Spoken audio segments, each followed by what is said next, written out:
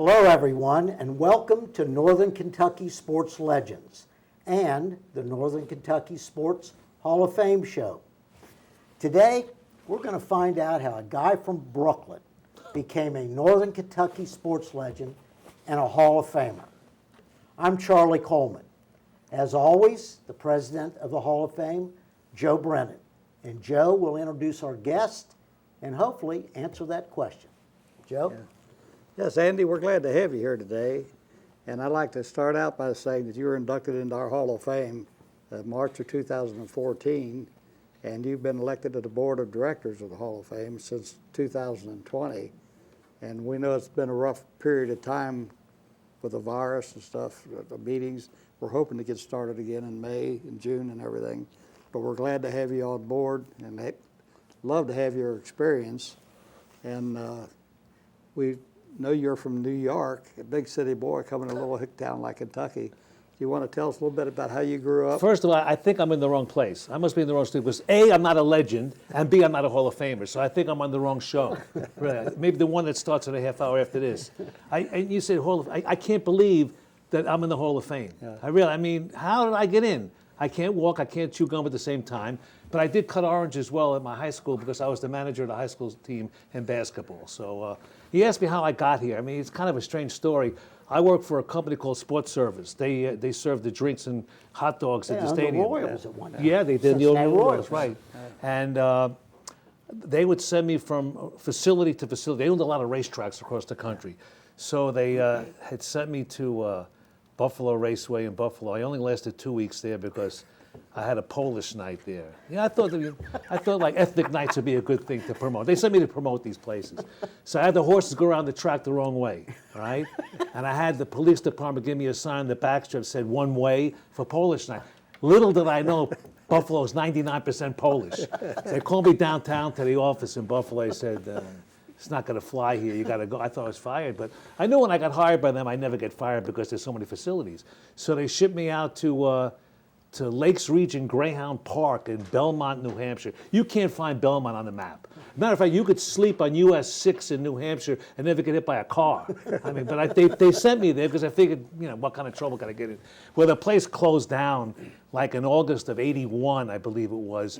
And that September, they shipped me to Latonia Racecourse here in Florence, Kentucky to help promote then was called the Jim Beam Stakes. So that's how I ended up here. Yeah, good. Hunter College. Division III school, but yeah, my research tells me that you became the self-appointed SID, Sports Information Director, at that school. So, well, I tell you, as a kid growing up, kids would grow up and we'd say, I want to be a doctor, I want to be a lawyer, a dentist. I always wanted to work as the PR guy for the New York Knicks. I used to send letters to every team across the country. I knew my mailman by heart. His name was Joe. And we lived in a two-family house in Brooklyn, and we'd get mail delivered twice a day then. Twice a day we get mail. And I couldn't wait to get the mail because on the return address you have the logo of the team. And I'd write all the time. I thought, one day I'd get a job. But at Hunter College, we had a team, and it wasn't a great team, but towards the end, towards my junior and senior year, they were fairly good in Division III. And I'd send out stories to the papers, and there was like 7 daily newspapers in New York City at the time. And the coach, who was then the athletic director at the same time, Dr. Anthony Skolnick, great guy, still alive, I still talk to him now and again. His first year there, he was 0-18. But we had a story in New York Magazine as the worst athletic team in New York City. What the heck? You got a story in there, right? And I kept on sending stuff out, and then eventually I got hired as the sports information guy at St. Francis College in Brooklyn, which is Division I, coached by Lou Rossini, who was a tremendous coach. He used to coach at NYU, and they dropped basketball. He came to St. Francis, and I'll never forget, I shared an office with Brother Ronald. He was the greatest. Brother Ronald, 2 o'clock on Friday, stop work, get a couple of drinks. Every Friday, Brother Ronald was the best. how difficult was it? You got St. John's, Columbia, Fordham, Iona, Fordham Rams, Iona. got them all of them, yeah. So, Manhattan College. Yeah, Long Island University. Every school, and it kind of like it's a PR trick, every school has a leading scorer. You can't promote a leading scorer. You have to find something that stands above the crowd, something that's different. At St. Francis, every year I hand out information sheets to the athletes. And one year in cross country, the kid filled it out, his name, address, phone number, and I found out on the sheet that he shrunk 2 inches from the year before. So I had the incredible shrinking guy at St. Francis College. I don't know what happened. Maybe he filled it out wrong. I don't know. But I called the papers and we had a story that he was 2 inches shorter the following year as he was the year before. So these are the stories you have to find. You got to dig up a story that's offbeat, that's crazy, that people want to talk and read about. Could you take that same practice with you when you left New York City? You went to Oral Roberts, right? Oral Roberts University in Tulsa, Oklahoma. Yes. First job outside of the big city of New York. Right. Well, I did. We had a kid by the name of Lamont Reed who jumped 43 inches vertically. And we sent out letters at the time. David Thompson was playing for the Denver Nuggets, and we challenged him to a jumping contest. But he didn't. But we got stories. It was a AP wire story across the country. So a lot of good stuff at Oral Roberts. As a matter of fact, you can't do this today because with the politically correct stuff, I'd be thrown in jail. But we played the Oklahoma City Chiefs. And I said before the game, we're going to let everybody who's an Indian in the game free. The guy from the newspaper says, how are you going to know? I said, that's exactly right. How?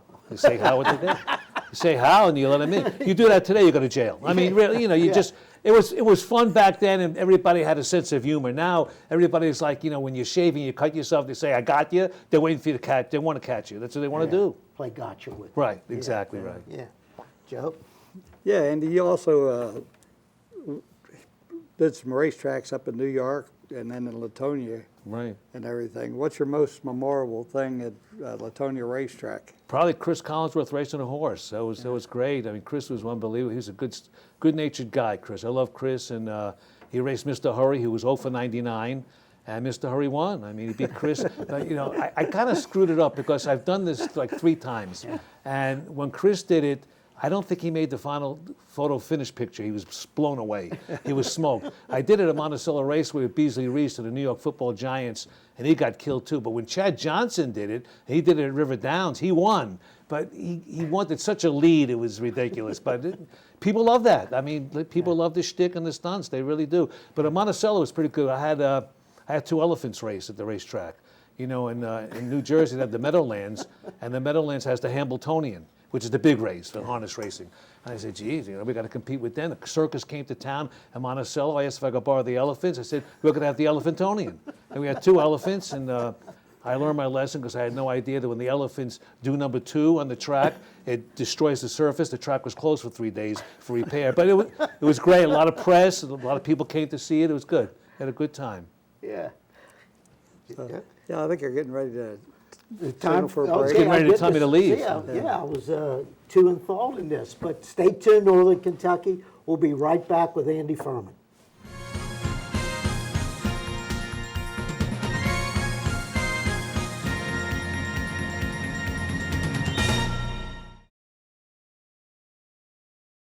So, I just moved in with this family, and it's embarrassing. The little one, he likes to go outside and crawl around in the giant litter box. I don't know what he's doing. I mean, I was born and I knew how to use the litter box. Look at that. That's disgusting. Oh, poop already. You're making me nervous. Oh, okay, I can't look at this anymore. I really hope he grows out of this, for his sake.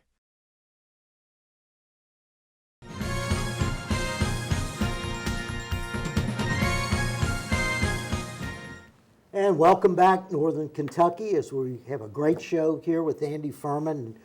And Andy, I told you off camera, I got some props here for you, but you're a Brooklyn guy, right? Not Yes, a New sir. York guy, Brooklyn guy. But I've got something here.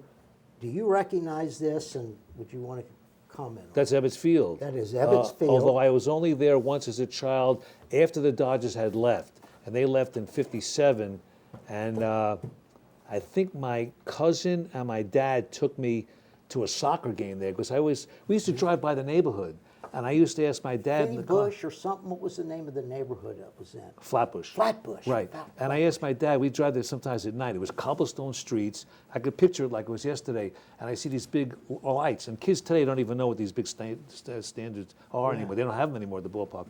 I said, what's all that noise? What are those lights for? He said, well, that's Ebbets Field. The Dodgers playing there. I said, I would like to go in there one day. And I went there, and it was It was amazing. I mean, you walk out. Even today, when you go to a game, you walk out from the tunnel, you see the dirt and the grass and the smell. It's an amazing sight. It really is. Yeah, I was wondering, had you ever been to Ebbets Field? One time, yeah. Duke Snyder, Carl Furillo. Yeah. Well, Carl Erskine Sal played there, Bagley. and I talked to Carl Erskine a lot. He's 96. He lives in Anderson, Indiana now. Okay. And I still write now and again for the Brooklyn Daily Eagle, and I did a story on Carl about a month ago, and he's the best. Carl Erskine's great.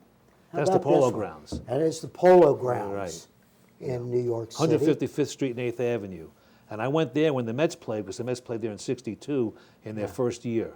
Yeah. And left field was 250 feet. Right. It was but like a pop-up. Center field was about almost About 500 feet, yeah. right? Yeah, it was ridiculous. And they had the clubhouses there for the teams. So after the game was over, right now they go in the dugout for the clubhouse. Over there, they'd walk out to center field to do their deal and get dressed and whatever. Do you know there's only 4 home runs hit to center field in the Polo Grounds? I'd have to say Willie Mays hit one. No, but Hank Aaron did. All right. Hank Aaron, I found this in my research All when I right. was researching you. But Hank Aaron, All right. Joe Adcock, Milwaukee Braves. Right. Might have been with the Dodgers at the time. Lou Brock, which is a surprise Really? to me because he wasn't a Yeah. home run hitter. Right. And the other was a guy's last name was Esther, and it was in the Negro League when they played there in the Polo Grounds. Right. But you're right, 250, which was a Bobby Thompson's home run Right. in 1951, shot heard around the world at the Polo Grounds, Right. right?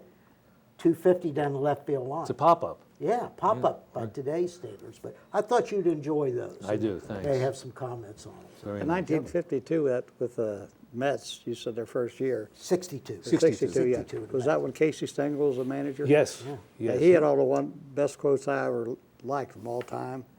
They asked him how he enjoyed managing the Mets, and he said, "These guys invent ways to lose that I never even dreamed of." Oh, it's true. That was the year they won 40 and lost 120. Yeah, lost 120 games. Yeah.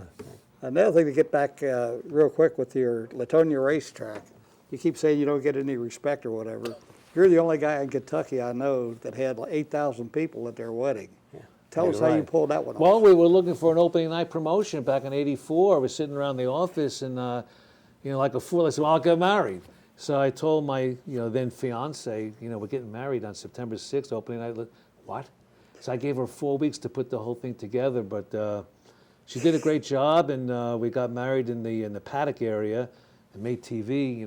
Actually, John Popovich was on Channel 9 at the time doing sports, and he says, what time you getting married at the racetrack on opening night? I said, what time can you be there?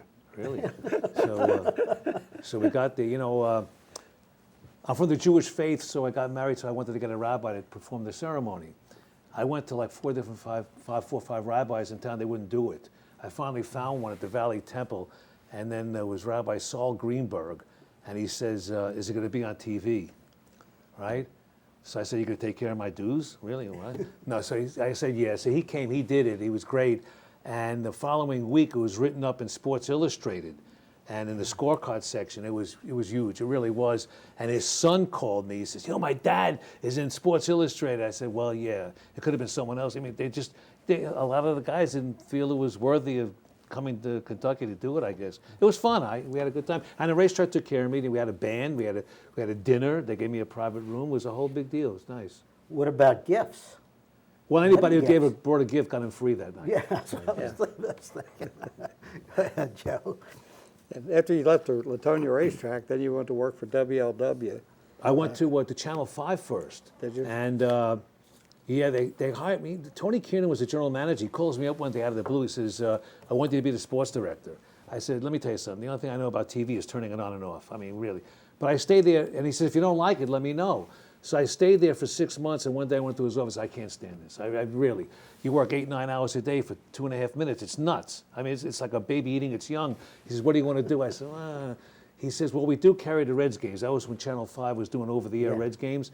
I said, I'll do the Reds games. So he says, you could sell Reds baseball. I said, that's perfect. He gives me a telephone book to go in the back and start selling. So I said, all right. So I figure most people, when they sell with a phone book, they start with A. I started with Z. I figured this way. But I got real lucky. I wrote a letter to P&G.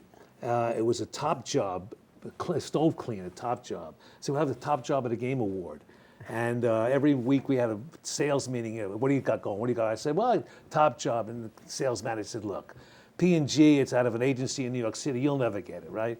Well, 2 days later, I got a phone call from P&G, the brand manager, young girl, come and see me at the Twin Towers. I went over there. Behind her desk was a picture of Paul O'Neill. I was in, right? So she says, we love this deal. Player of the game, top job of the game award. We'll give $100 every game to Special Olympics. She said, how much is it? I couldn't get it out. It was $160,000. She says, we'll do it, just like that. I went back, and Tony Kieran, the GM, hugged me, crazy. Well, a week later, I got a call from David Martin, the general manager of WLW Radio. He says, I want to have lunch with you at the Masonette, whatever. Downstairs, not the Mason, there was like Normandy. Normandy, when the nuts are on the floor and stuff, right? So I tell my wife, I'm getting a job at WLW Radio. He says, how do you know? I said, why is he taking me out to lunch, right? So he takes me to lunch, and I said to him, before we order, I said, the answer is yes. I'm in. He said, what are you talking about? I said, why are you taking me to lunch? You take a guy to lunch, if you're going to fire him, fire him. I don't work for you yet. So he started laughing. He says, yeah, I'm going to hire you, because he was excited about the sale, right? And he heard about it. So he asked me to sell Reds baseball a little bit and go on the radio on Sunday mornings, which I did with Andy McWilliams. And that's how it blossomed. It was, that was a needle in a haystack sale. It'll never happen again. I was lucky. We're going to take another break, and we'll be right back with Andy Furman, so stay tuned.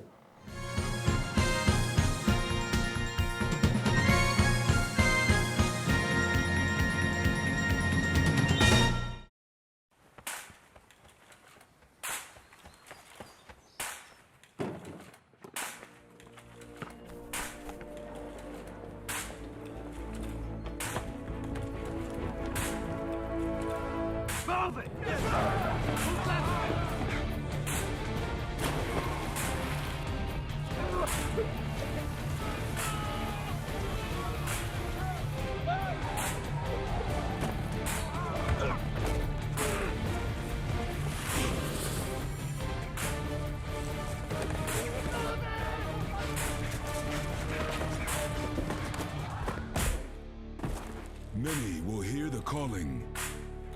Few will earn the title. United States Marine. The few, the proud, the Marines.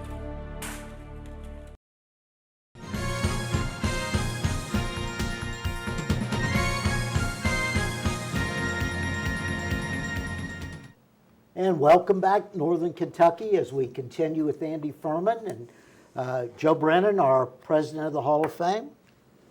Take over. Yeah, Andy, you keep saying, you don't know why you're in the Hall of Fame, but I'm sitting here and I keep getting blinded by that ring on your finger.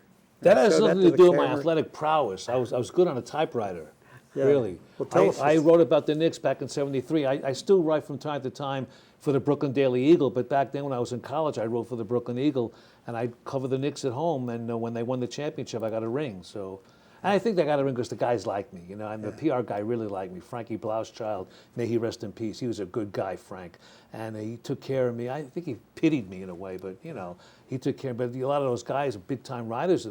Larry Merchant was covering the Knicks then for the New York Post, and Milton Gross was there, Leonard Lewin. So you got some big-time writers, and I was like the little kind of schmuck that came in there. But they took care of me. I got a seat there at the press table at Madison Square Garden, and when they had the rings, Frankie took care of me and gave me one. So, Yeah, who were some of the players on the team? you had Reed, DeBusschere, Bradley, Earl Monroe, Dick Barnett, Walt Frazier. Phil Jackson was on the bench, and we know Phil Jackson.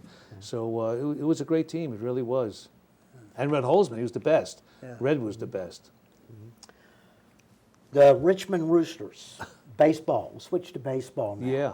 Minor league, Frontier League. Yeah, You had I some got promotions there as well. I got involved with the Richmond Roosters. It was really fun. Richmond, Indiana, Don McBride Stadium. We won the championship 2 years in a row. Got 2 rings from them too. I got them buried somewhere. I don't know where that is, but we had a good time. It was fun, and we had a pay what you weigh night. A penny a pound, and I don't know how that went over. I didn't stand by the gate to see it. I didn't supervise that.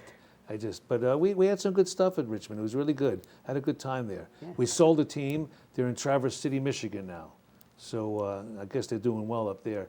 I don't know why I guess the owner just lost money. I don't understand how. It was the only show in town, and the games were on radio locally, and they had a daily paper, the Palladium Item, and Richmond would cover them every game. So, you had everything ready for you to get going. A lot better, really, than Florence has. They don't really cover much for the Florence Freedom Team or Florence Y'all. They don't get much coverage. We had a lot of coverage, but I guess we wanted to spend the money. Any players go on to Yeah, the we had a show? guy named Burkhardt. I think he went to the Red Sox as a first baseman. The others, I don't really recall that well, but he could hit. This guy was cute. Forgot his first name, Burkhardt his name was, and he went to the Red Sox. Now, you had an association in South Florida with Joe Robbie, Oh, yeah. Miami Dolphins, but Right. you were soccer, I think, at that Yeah, time, and I did right? some work with the Dolphins too. I was a PR guy for the Fort Lauderdale Strikers, which is owned, actually a name with his wife, Elizabeth Robbie. She kind of ran that when she was sober. And, Joe was the guy with the Dolphins, but we had a great team in Fort Lauderdale. We had George Best. Sure you've heard of George Best, and Gerd Mueller, the bomber from Germany. And we had, again, I was blessed with something. We had a guy by the name of Gordon Banks, who was the goalkeeper, who was blind in one eye. There was my story. And, he was my meal ticket, really. Now, where was it where you had the 7'6"? Was that it? Oral Roberts? Now, the Oral other Roberts, guy? John Hollenden, 7'6". Boy, the guy couldn't even walk a stick. I mean, he was. Yeah. I wish I was that tall. But I'd you, be making you millions. promoted him, right? Yeah, he was the world's tallest piano player. Couldn't do much as far as playing. He never played. I mean, I was Earl Roberts for 2 years. I don't think I saw him play more than 30 seconds. 7'6". Yeah. I mean, it's embarrassing. But he played the piano, and we sent it out. He's the world's tallest piano. He probably was the world's tallest piano player. Who was the coach at Oral Roberts? Lake Kelly. Lake Kelly He from came from Kentucky. Austin. Yeah. Lake Kelly I- coached you at know, I- Moorhead. He was at Moorhead State And at I one think it's time. Austin Peay, too. And Austin P. Every once Yeah. in a while, I'd see his wife and kids at the Florence Mall, and he passed away, that. Yeah, but he even coached at Fleming County High School, I think. here in Kentucky. May he rest in peace. He was a good guy, but Yeah. he was the first losing coach ever at Oral Roberts. is that right? They never had a losing season until I got there and he got there. We were 12-14 my first year there. It wasn't pleasant. Yeah, he did well at Austin P. I Yes, think. he did. He had Didn't win Fly the, Williams played. Superfly Williams out of New York Right. City. Yes, right? Madison High School. Yeah, Well, that kid went to about 12 high schools. yeah. Yeah. Now you went to PS 128. Yeah. How'd you know Yeah, that? I did my research. That was a strange school because it was one of those canine schools. You go there from kindergarten to ninth grade. Not many of those left. I don't think there are too No. many. So I went to the same school from kindergarten to ninth grade. Okay, and it was PS 128. And then it wasn't became JH, Junior High School 128. Okay. Yeah. Yeah.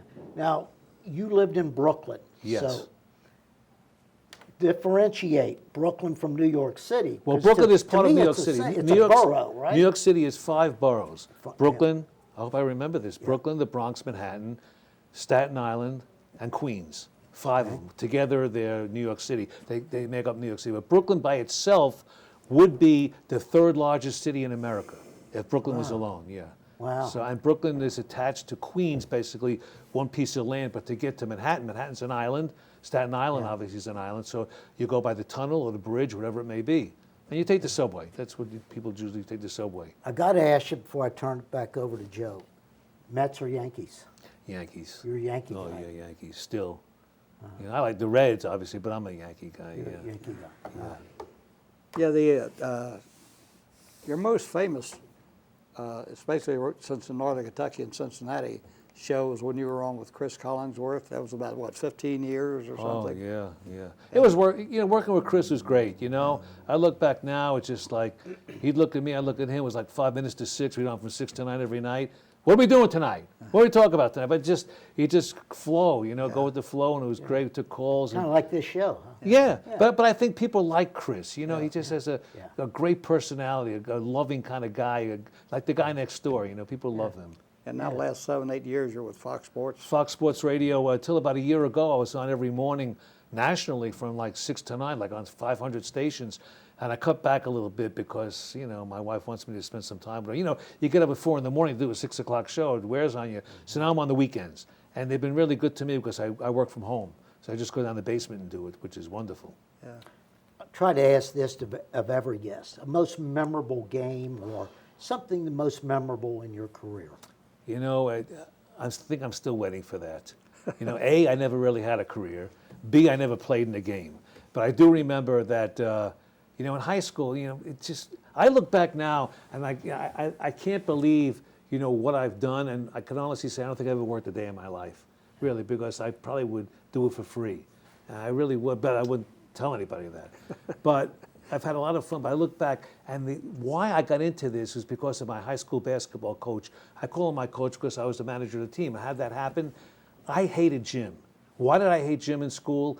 You get all sweated up, and you go to the next class, you stink. We had no showers at Lafayette High School. You go there, and you're always late for class. You got to wear the shorts, and you wear the same thing every day. You never bring it up to clean or wash, right? So I saw a sign on the bulletin board that they were looking for a team manager. So I went to the coach. I said, I'll be a manager, but get me out of gym class. So 10th, 11th, and 12th grade, I never went to gym. That's where I did it. And he was my guy. I mean, I still talk to him. He's 85 years old, Coach Gil Fershman in Florida. He lives there now. Went down to visit him last year, and I love him to death. And Friday night was big. You couldn't get a seat. You had to get there 6 o'clock for the JV game. It was packed. And the guys that we played against, Dave Newmark, 7-footer, played in the NBA, Lincoln High School. Bernard King, NBA, Fort Hamilton High School. Tennessee. Yeah, I mean, these are the guys. What